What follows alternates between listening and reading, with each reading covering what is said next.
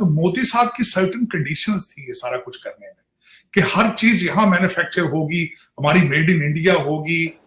कि इंडिया आपका दुश्मन है भाई। हम बात करें अपने हमसाया मुल्क वजीर आजम की, वो कितना पढ़ा लिखा है? हाँ, चाय वाला वहां पे उनको ये कहा मजीद गारंटीज मांग रहा है $3 बिलियन की।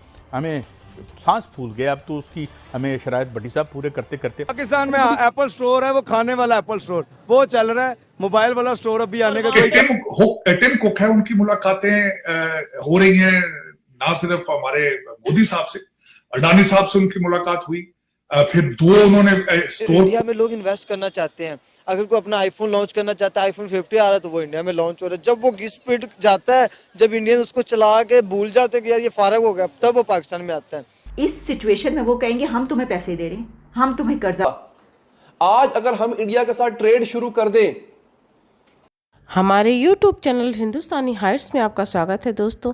जैसा कि आपने मीडिया क्लिप्स में देखा कि एप्पल के CEO टिम कुक भारत आए हुए हैं और यहाँ पर उन्होंने एप्पल के स्टोर्स की ओपनिंग की और इसी सिलसिले में भारत के प्रधानमंत्री नरेंद्र मोदी जी से उन्होंने मुलाकात की। इस मुलाकात की फ़ोटोज़ मीडिया में आने के बाद से पाकिस्तानी मीडिया में ज़ोरदार चर्चा चल रही है कि आखिर सारे बड़े ब्रांड्स भारत ही आना चाहते हैं, सभी बड़े ब्रांड्स भारत में कारोबार करना चाहते हैं। भारत का इतना बड़ा मार्केट सबको आकर्षित कर रहा है और यहाँ पर यानी कि पाकिस्तान में तो कोई झांकने भी नहीं आता। हम आटे के लिए लाइनें लगाए हैं और वहाँ पर एप्पल स्टोर्स के बाहर लाइनें लगी हुई हैं।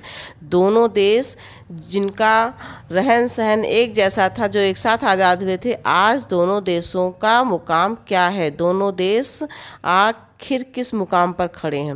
पाकिस्तानी कंपैरिजन करने से कभी भी नहीं चूकते, चाहे उनका हाल कुछ भी हो। सो पाकिस्तानी मीडिया की इस डिस्कशन को let's enjoy this debate and if you like our content then please subscribe our channel. Thank you. Tim Cook है, उनकी मुलाकातें हो रही हैं, ना सिर्फ हमारे मोदी साहब से, अडानी साहब से उनकी मुलाकात हुई। फिर दो उन्होंने स्टोर बोले और फिर मैं उसके बारे में जब तफसील से पढ़ने की कोशिश की तो मैं जब रिसर्च कर रहा था, मोदी साहब की सर्टेन कंडीशंस थी ये सारा कुछ करने में कि हर चीज यहां मैन्युफैक्चर होगी, हमारी मेड इन इंडिया होगी और सारा कुछ ये उन्होंने नेगोशिएट किया। वर्सेस आपकी मुलाकातें किस सिलसिले में हो रही है, किन के साथ हो रही है? क्योंकि देखें वो तरक्कियों पे हैं, पैसों की टेक्नोलॉजी में, आप खैरात पे हैं और आज से नहीं है 76 साल से है। ये पहला आपका मौका नहीं है। आपने 1947 से खैरात मांगनी शुरू कर दी थी।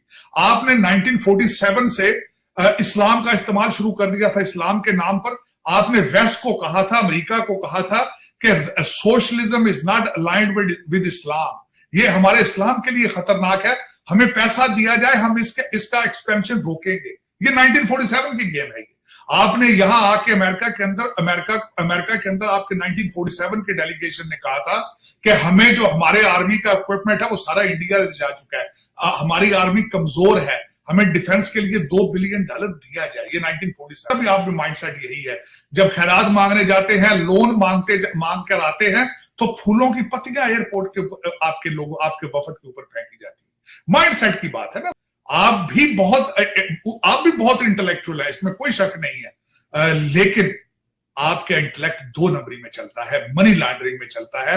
मैं हमेशा कहता हूं आपने बहुत तरक्की की है, लेकिन पाकिस्तान के अंदर तरक्की नहीं की। आपने तरक्की दुबई और लंदन करें। भारत के साथ आप हमेशा कंपैरिजन करते हैं, आप कहते हैं हम इक्वल हैं। इक्वल तो खैर आपको चाहिए इस चीज को छोड़ दें, यू आर नोवेयर। इक्वलेंस देखनी है तो मैं अगले दिन आपके पासपोर्ट का कंपैरिजन किया है, आपका पासपोर्ट की रेटिंग जो है पैलेस्टाइन से नीचे है। They are in state of war always, आप उनसे भी नीचे हैं।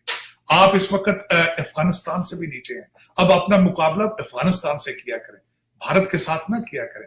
भारत की इस वक्त पोजीशनिंग जो है वो आपके कंट्रोल में नहीं है।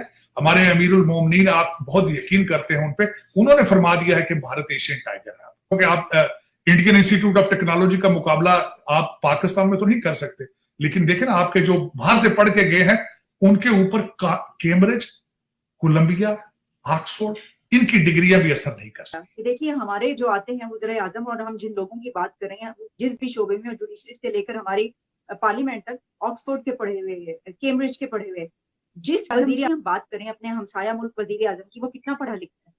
हाँ, चाय वाला वहां पे उनको ये कहा उनके लेकिन ये रोकू, सबसे पहले उनके कितने वज़ीर आज़म जो है वो मुल्क छोड़कर भागे। उनके कितने एस्टेब्लिशमेंट या ब्यूरोक्रेसी जो है वो मुल्क के अंदर रहती है या भाग जाती है वहां से। कितने लोग इस वक्त आपके जो 5,000 10,000 लोग जो रूल कर रहे हैं, उनको कितनों को शौक है कि हमारी लेगेसी क्या होगी? कोई है किसी को शौक?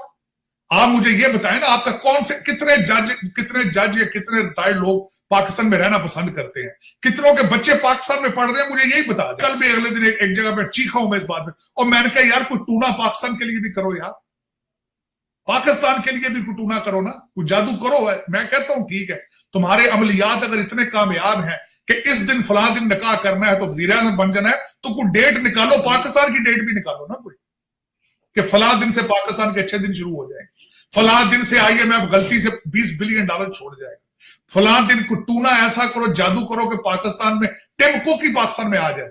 हाल ही में टिम कुक का पता है ना, एप्पल इनकॉर्पोरेशन का CEO बाद में चला गया हो।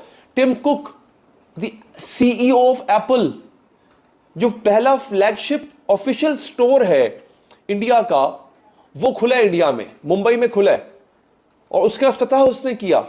ऑफिशियल एप्पल आपके मुल्क में, आपको पता है ये जो आपकी कुछ दुकानें ऐसी हैं जहां पे एप्पल का बोर्ड लगा होता है कि जी एप्पल प्रोडक्ट्स हमारे पास मिलते हैं, आईफोन वगैरह, नहीं, ये ऑथोराइज्ड एप्पल डीलर्स नहीं है। आपके मुल्क में एक भी ऑफिशियल एप्पल स्टोर नहीं है, एप्पल खोलते ही नहीं है। वो कहते हैं इन भूख नंगों को मैं क्या एप्पल बेचूं? एप्पल से मुराद वो खाने वाला एप्पल नहीं होता, एप्पल कंपनी की बात करूं जिनका आईफोन होता है, आईफोन और आईपैड्स वगैरह होते हैं। वो कहते हैं मैं इन भूखों नंगों को मैं क्या बेचूं कुछ, ये तो भूखे हैं। इंडिया के अंदर खुला हुआ है, हर बड़ा ब्रांड इस वक्त इंडिया में मौजूद है। 450 अरब डॉलर्स की एक्सपोर्ट है उसकी, हम 20-22 अरब डॉलर से आज तक ऊपर नहीं जा सके।